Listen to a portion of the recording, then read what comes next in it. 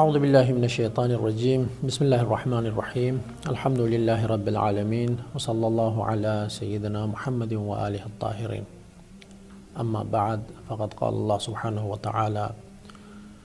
بسم اللہ الرحمن الرحیم قل هو اللہ احد اللہ الصمد لم یلد ولم یولد ولم یکن له کفوا احد۔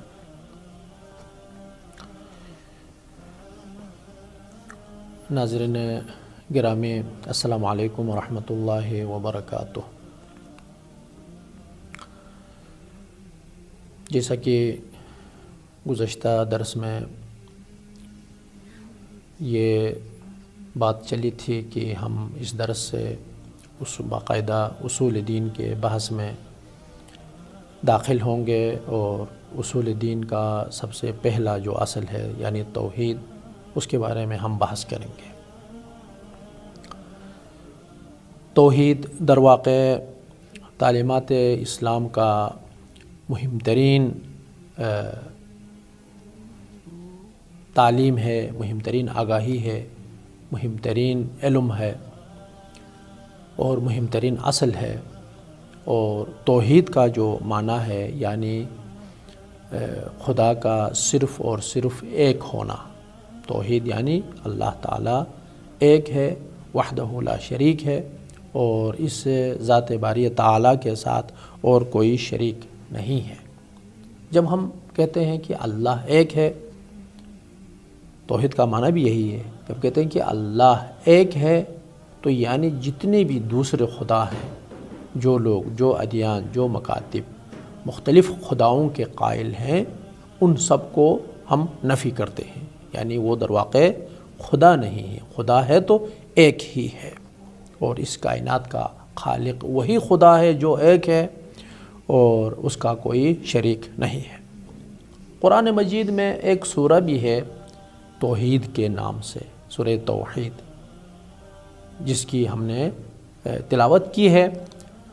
قل هو اللہ احد سے اس کا آغاز ہوتا ہے اور ولم یکن لہ کفوا احد تک جو ہے یہ وحدانیت الہی اور توحید کا در واقع پیغام دیتا ہے۔ مختلف آیات بھی ہیں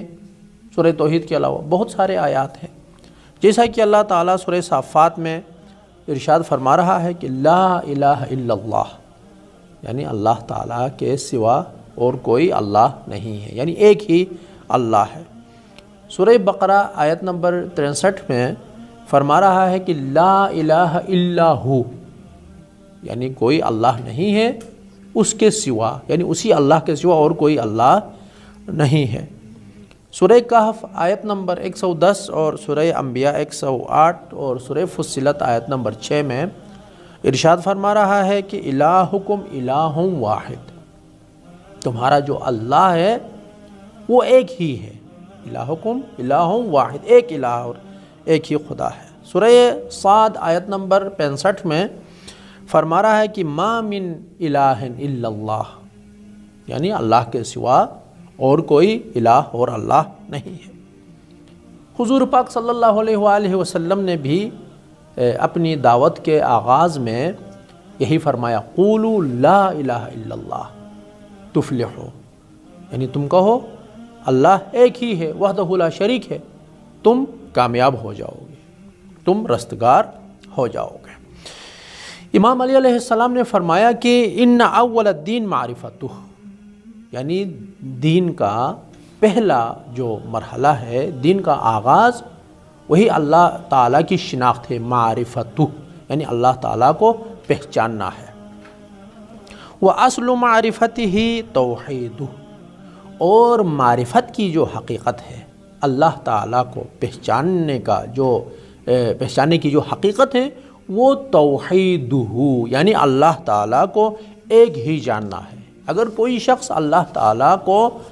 جانتا ہے لیکن اس کے ساتھ اور بھی خداؤں کا تصور کرتا ہے تو در واقع اس نے توحید کے اس نظریے کو اور اس اصل کو نہیں مانا ہے۔ مسلمانوں کا جو اہم اصول دین میں سے پہلے مرحلے میں، بلکہ نہ صرف مسلمان بلکہ جو دوسرے ادیان ہیں وہ بھی خدا پر در واقع متحد ہیں، بالخصوص جو ادیان الہی ہیں، مسیحیت ہے، یہودیت ہے، یہ لوگ بھی مانتے ہیں، جیسا کہ رسول اکرم صلی اللہ علیہ وآلہ وسلم نے فرمایا یا اہل الکتاب تعالوا الی کلمۃ سواء بیننا وبینکم، یعنی آئیے ہم اور آپ کے درمیان مشترک ایک چیز ڈھونڈ لیں اور اسی پر ہم اتفاق کریں،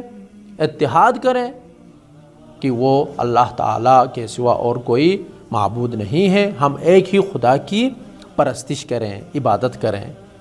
تو اہل بیت اطہار علیہم السلام کے فرامین میں بھی، قرآن کے زبان میں بھی اللہ تعالیٰ کی وحدانیت کا تذکرہ ہوا ہے، اور اصل دین بھی یہی اللہ تعالیٰ کو صرف اور صرف ایک جاننا ہے۔ لیکن یہاں پر ہم چاہتے ہیں کہ خدا کی تلاش کریں، ہم چاہتے ہیں کہ خدا کو ہم ڈھونڈیں، یا انسان فطری طور پر چاہتا ہے کہ اس کائنات کا جو خالق ہے اس کو پہچان لے، ڈھونڈے، چونکہ یقینی بات ہے ہر انسان فطری طور پر جو حوادث اور جو واقعات رونما ہوتے ہیں ان کو جاننا چاہتا ہے۔ انسان نفسیاتی طور پر در واقع وہ شوق رکھتا ہے کہ علم رکھے، جان لے، حوادث کو پہچانے، واقعات کو وہ پہچانے۔ تو کیوں انسان فطری طور پر خدا کو تلاش کرتا ہے، خدا کے بارے میں سوچتا ہے، خدا کو پہچاننے کی کوشش کرتا ہے؟ تو اس کے مختلف جواب ہو سکتے ہیں۔ سب سے پہلا جواب یہ ہے کہ انسان فطری طور پر وہ جاننے کا شوق رکھتا ہے، علم رکھنے کا شوق رکھتا ہے۔ ہم سب یہ جاننا چاہتے ہیں، اور ہر انسان یہ جاننا چاہتا ہے کہ اس کائنات میں جو خوبصورتی ہے، ہم دیکھتے ہیں کہ انسان جہاں پر رہتا ہے وہاں پر کوئی نہ کوئی خوبصورتی ضرور ہے۔ جہاں پر انسان رہتا ہے، زندگی بسر کرتا ہے، وہ رات کو یہ آسمان میں جگمگاتے ستارے دیکھتا ہے، دن کو سورج کی روشنی دیکھتا ہے، صبح اور عصر کو بدلتے بدلتے جو موسم ہیں، اور دھوپ ہے اور بارش ہے، بادل کے گھٹائیں ہیں، ان سب کو انسان دیکھتا ہے۔ اور یہ جو جتنی حسین وادیاں ہیں، پہاڑ ہیں، اونچے اونچے پہاڑ ہیں، سمندر ہے، دریا ہے، چہچہاتے پرندے ہیں، سمندر اور دریاؤں کے اندر مچھلیاں ہیں، مختلف قسم کے پرندے ہیں، مختلف قسم کی وادیاں ہیں رنگ برنگ، مختلف قسم کے انسان ہیں، مختلف حلیے میں، مختلف شکل اور شمائل کے۔ کیا یہ ساری چیزیں خود بخود وجود میں آئی ہیں، یا در واقع ان کو بنانے والا، ان کی تصویر کشی کرنے والا ایک ماہر عکاس ہے، ایک ماہر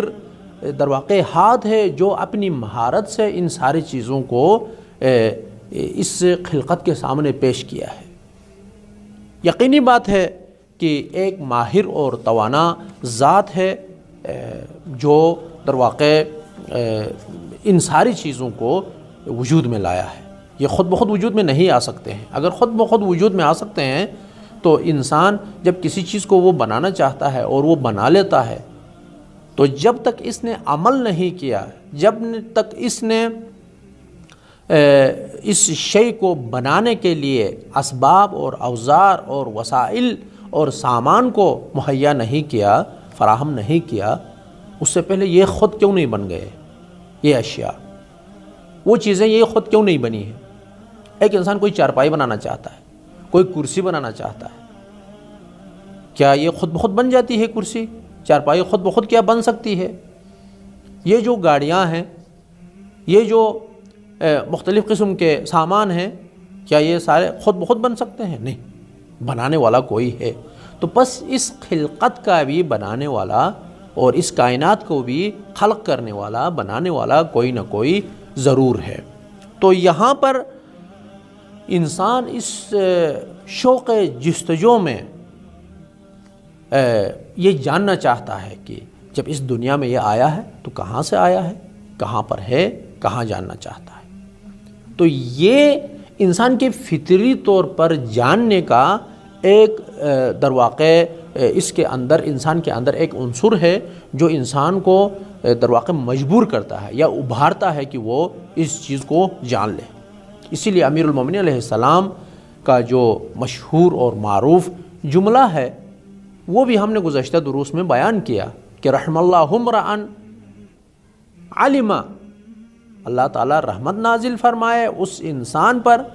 کہ وہ جانتا ہے کہ کہاں سے آیا ہے، کہاں پر ہے، وہ اس نے کہاں جانا ہے۔ تو بس انسان بھی جب وہ اس عالم کائنات میں اس سرزمین پر قدم رکھنے کے بعد جب وہ یہ جان لیتا ہے کہ کہاں سے آیا ہے، کہاں پر ہے اور کہاں جانا ہے، تو یہ در واقع بڑی خوش نصیبی ہے۔ یہ انسان بڑا خوش بخت ہے جو ان چیزوں کو سمجھتا ہے، وہ اس نے در واقع خلقت کا جو ہدف ہے وہ حاصل کر لیا ہے۔ اگر ہم عادی حالت میں عام روزمرہ کی زندگی میں اگر ہم اس چیز کو سمجھنا چاہیں تو علماء ایک مثال دیتے ہیں۔ مثال کے طور پر فرض کیجئے کہ کوئی انسان کسی حادثے میں بے ہوش ہوتا ہے، اس کو ہاسپٹل لے کر جاتے ہیں۔ جو ہی وہ ہوش میں آتا ہے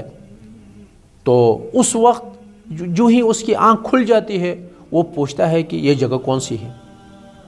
میں کہاں ہوں، مجھے کیوں یہاں لایا گیا ہے،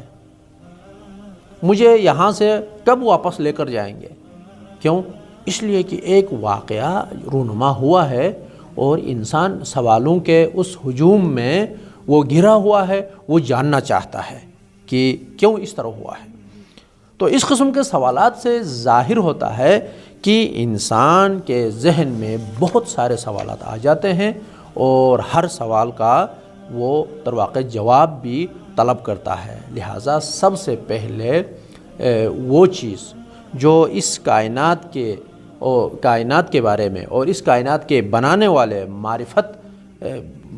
والے کی معرفت حاصل کرنے کے لیے جو چیز ہمیں ابھارتی ہے وہ در واقع ہماری روح کی پیاس ہے، روح کی تڑپ ہے کہ در واقع اندر سے روح یہ کہتی ہے کہ یہ ان سوالات کا جواب اس کو مل جائے۔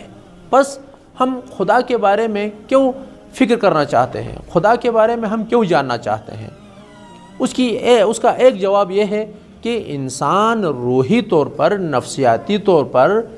در واقع انسان کی یہ پیاس ہے، انسان کا یہ تڑپ ہے کہ وہ اس چیز کو جان لے اور سمجھ لے۔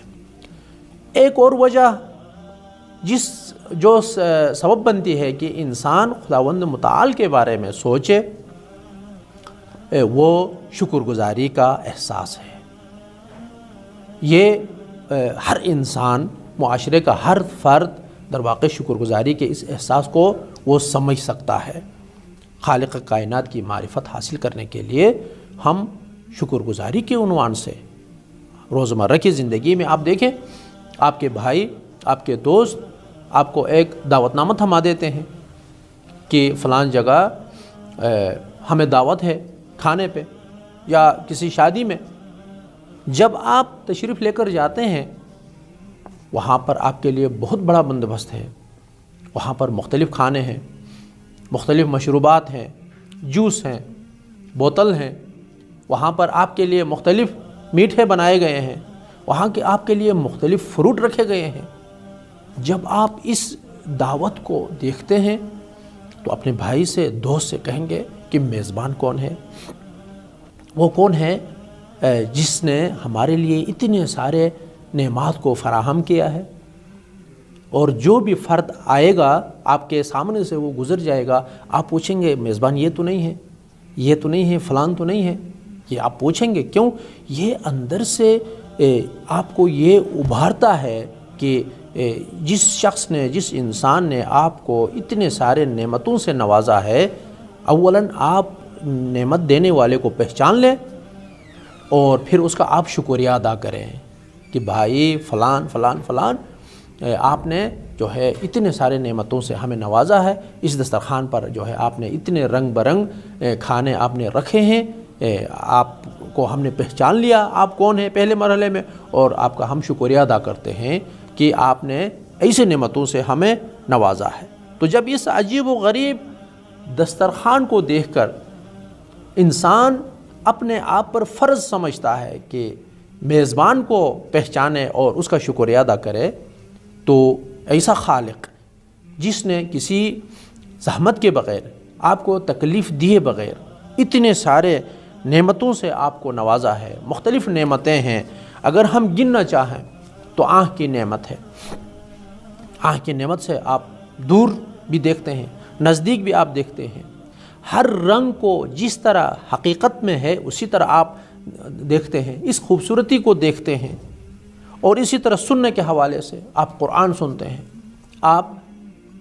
لوگوں کی نصیحتیں سنتے ہیں، آپ اچھی باتیں سنتے ہیں، گاڑی کی آواز آپ سنتے ہیں۔ راستے میں چلتے ہوئے اگر گاڑی کی آواز ہم نہ سنیں، ہو سکتا ہے حادثے کے شکار ہو جائیں۔ آنکھ نہ ہو تو ہو سکتا ہے ہم حادثے کے شکار ہو جائیں، اور آنکھ نہ ہو تو ہو سکتا ہے کہیں سے کوئی چیز گر جائے، ہمارے سر پر گرے۔ آنکھ کی کتنی اہمیت ہے، آنکھ کا کتنا بڑا کردار ہے سوچنے کے حوالے سے۔ آپ دیکھیں، خود اپنے لیے سوچنے کے لیے، اہل و عیال کے بارے میں سوچنے کے لیے، دوستوں کے بارے میں سوچنے کے لیے، والدین کے بارے میں سوچنے کے لیے انسان سوچتا ہے۔ اللہ تعالیٰ نے اس دماغ کی نعمت سے نوازا ہے، کامیابی کے بارے میں سوچتا ہے، دشمن سے دفاع کرنے کے حوالے سے سوچتا ہے، اس کے مطابق پلان بنا لیتا ہے۔ جسمانی طاقت یہ معمولی نعمت نہیں ہے، ذہنی طاقت یہ معمولی نعمت نہیں ہے، اور اسی طرح خود سانس لینا، اس کو آج کل اچھے انداز میں ہم در واقع درک کر سکتے ہیں، سمجھ سکتے ہیں۔ ان بیماریوں کے اس آماجگاہ میں لوگ وینٹیلیٹر پہ بیٹھے ہوئے ہیں، لوگ آکسیجن استعمال کرتے ہیں،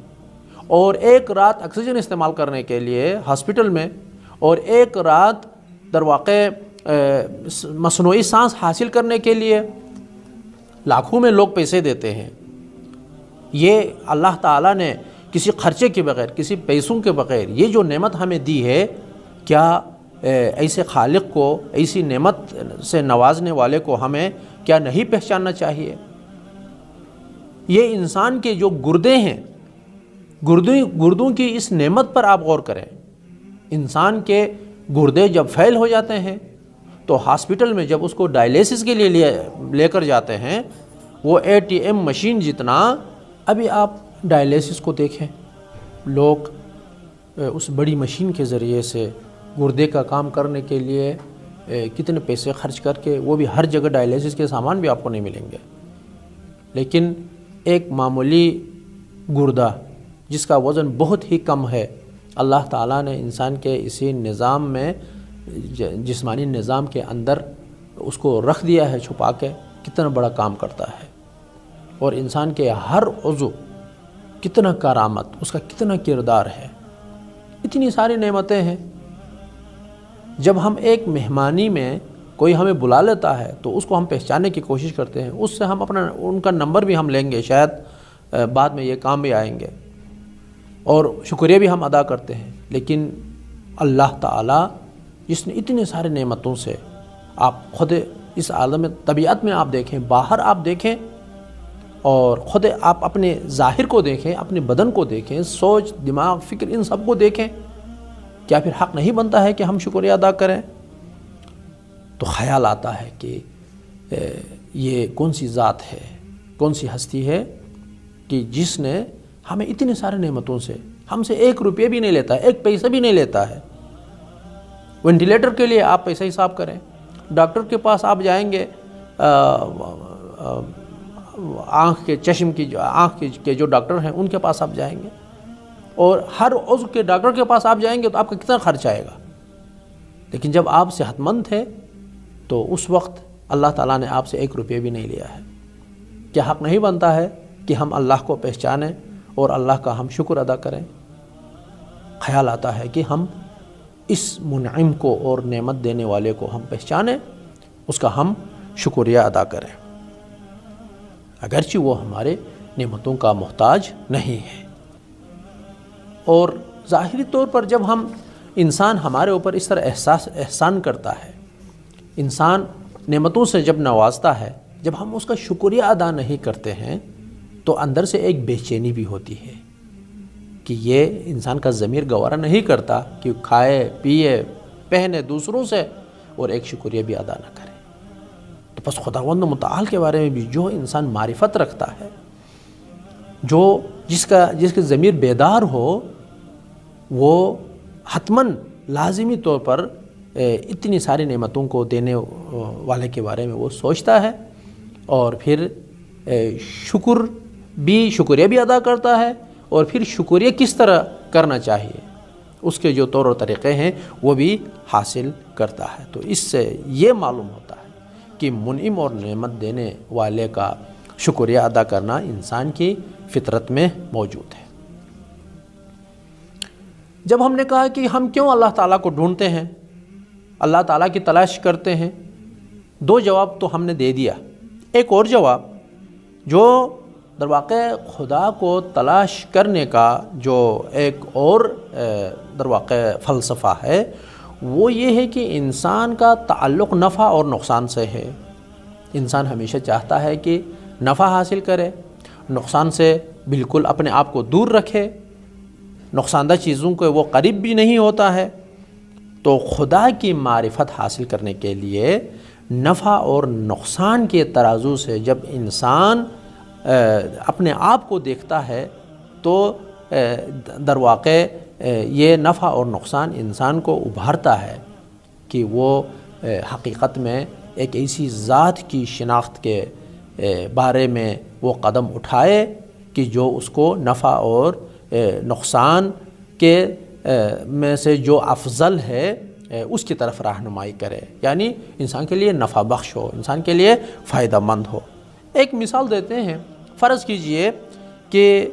آپ دوران سفر ایک چوراہے تک آپ پہنچ گئے ہیں، ایک چوک ہے جہاں پر ہنگامہ برپا ہوا ہے،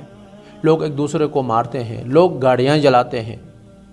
اور وہاں سے دھواں اٹھتا ہے، یہاں سے ایک دوسرے کو مارتے ہیں، ایک ہجوم سا ہے۔ آپ جب وہاں پہنچ جاتے ہیں تو کوئی آپ کو کہتا ہے کہ بھائی ادھر سے آپ گزر جائیں، اس راستے سے آپ گزر جائیں، دائیں سائڈ سے آپ نکل جائیں، اپنے آپ کو یہاں سے بچائیں۔ دوسرا کہتا ہے کہ نہیں، آپ بائیں سائڈ سے نکل جائیں، اپنے آپ کو بچائیں۔ لیکن تیسرا ایک شخص آ کے آپ سے کہتا ہے کہ اگر آپ اپنے آپ کو اس ہنگامے سے بچانا چاہتے ہیں اور اپنے جو ساتھی ہیں آپ کی گاڑی میں جو جتنے افراد ہیں ان سب کو اگر آپ بچانا چاہتے ہیں، خود کو بچانا چاہتے ہو، تو تمہارے لیے واحد جو محفوظ راستہ ہے وہ فلان راستہ ہے، وہ تیسرا راستہ ہے، وہ صراط مستقیم ہے مثلا۔ تو انسان ان تینوں راستوں کے بارے میں تفکر کرتا ہے، سوچتا ہے، یہاں پر رکنا اس کے لیے فائدہ مند ہے یا نقصان دہ، دائیں راستے سے چلنا اس کے لیے فائدہ مند ہے یا نقصان دہ، بائیں راستے سے چلنا اس کے لیے فائدہ مند ہے یا نقصان دہ، اور تیسرا جو راستہ اس کے سامنے پیش ہوا ہے وہ فائدہ مند ہے یا نقصان دہ۔ ان سب راستوں کے بارے میں وہ غور کرے گا، وہ فکر کرے گا، وہ سوچے گا، اس کے نفع اور نقصان کے بارے میں وہ سوچے گا۔ سوچنے کے بعد،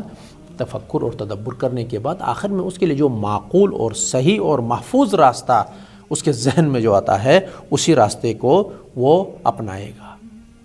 تو کیا بغیر سوچے کوئی شخص ایسا اقدام کر سکتا ہے؟ کیا سوچے بغیر وہ ایک راستے کو انتخاب کر سکتا ہے؟ انسان کی عقل اس بات کی اجازت دیتی ہے؟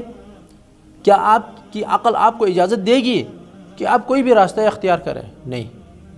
تو پس جب ایسا ہے تو آپ کا جواب منفی میں ہوگا، نفی میں ہوگا۔ تو اس کے لیے ضروری ہے کہ بلکہ عقل فوراً جو ہے کہتی ہے کہ آپ غور کریں، آپ فکر کریں، صحیح راستے کو، جو محفوظ راستہ ہے اسی کو آپ اپنائیں اور آپ جو ہے منزل مقصود تک پہنچ جائیں گے۔ اب یہاں پر جب انسان اس پرآشوب چوک سے اپنے آپ کو محفوظ راستے کے ذریعے سے منزل مقصود تک پہنچنا چاہتا ہے تو اس دنیا میں آپ دیکھیں کتنے ادیان ہیں، کتنے مذاہب ہیں، ہر مذہب اپنی طرف کہتا ہے کہ ہمارا مذہب راہ حق ہے،